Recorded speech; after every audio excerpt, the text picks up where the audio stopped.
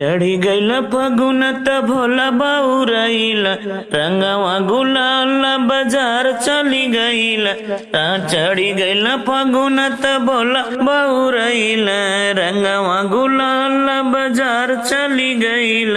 आए हाय हाय रंगवा पियर का केलाई, रंगवा पियर का केलाई।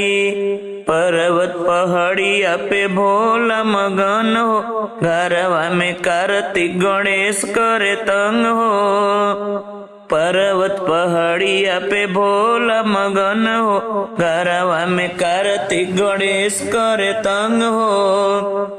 भांग पी के भोले बाबा बाण भकुआई, आए हाय हाय रंगवा पियर का केलाई, रंगवा पियर का केलाई। चढ़ी गईल फगुन त भोला बाउरइल रंगवा बीरला बाजार चली गईल।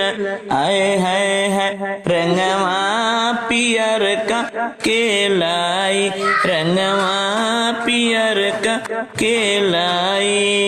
मन करे फागुन में पैरी हम चुनरी, लाल पियर रंग पड़ी लागी बड़ी सुनरी।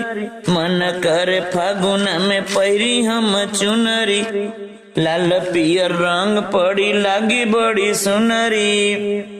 आज लेना बोला रे कुछ बुझाला, रंगवाया बीरिया के झोलिया लियाला।